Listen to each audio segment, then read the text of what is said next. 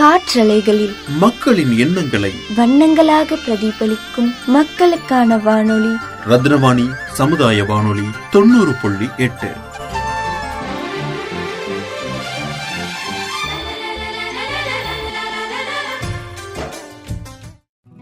அனைவருக்கும் இனிமையான குரல் வணக்கம், தமிழ் வணக்கம்.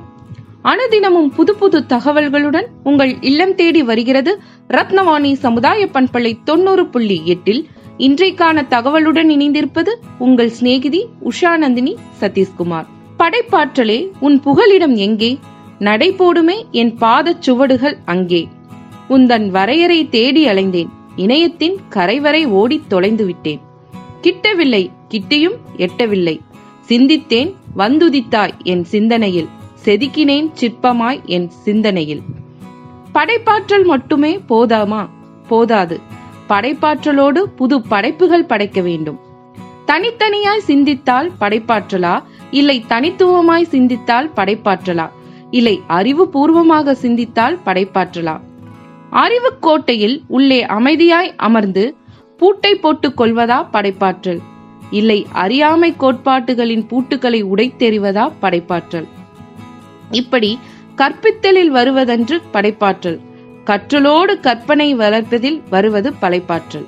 உலகின் புதுமைகள் அன்றி உவகைகள் இல்லை.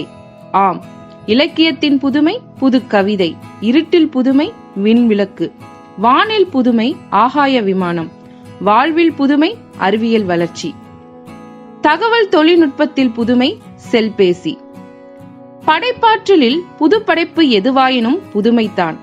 புத்தியை தீட்டி பழமைகளை புரட்டி புது முறைகள் புகுத்தி மனித பதுமைகள் படைக்கும் பிரம்மனை போல புதுமைகளை படைப்போம், வெறுமைகளை துடைப்போம். ஆம், இன்று நாம் தேசிய அறிவியல் தினத்தை பற்றி தான் பார்க்க போகிறோம். மாணவர்களிடம் அறிவியல் மீதான ஆர்வத்தை உருவாக்கும் விதமாக ஆண்டுதோறும் தேசிய அறிவியல் தினம் பிப்ரவரி 28 கடைபிடிக்கப்பட்டு வருகிறது. அறிவியல் என்பது வாழ்க்கையோடு தொடர்புடையது. இதன் பயன்பாடு விஞ்ஞானிகள் படித்தவர்கள் மட்டுமின்றி சாதாரண மக்களுக்கும் சென்றடைய வேண்டும். அப்போதுதான் அந்த கண்டுபிடிப்பு முழுமை பெறும். அறிவியலை படிப்பதோடு நின்றுவிடாமல் செயல் வடிவிலும் கொண்டு வர வேண்டும். சி.வி. ராமன் விளைவு கண்டுபிடித்தார்.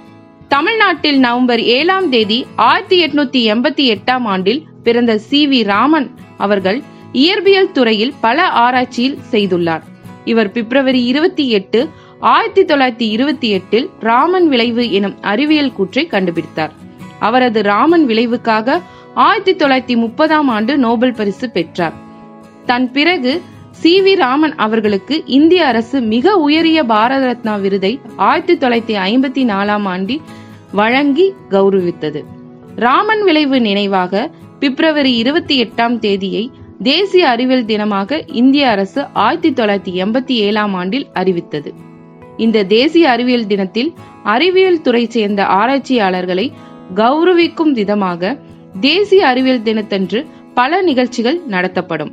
பல அறிவியல் துறை சேர்ந்தவர்கள் தங்களின் புது கண்டுபிடிப்புகளை தேசிய அறிவியல் தினத்தில் நடக்கும் கண்காட்சியில் விவரிப்பார்கள். மீண்டும் புதிய தகவலுடன் உங்களை சந்திக்கின்றேன்.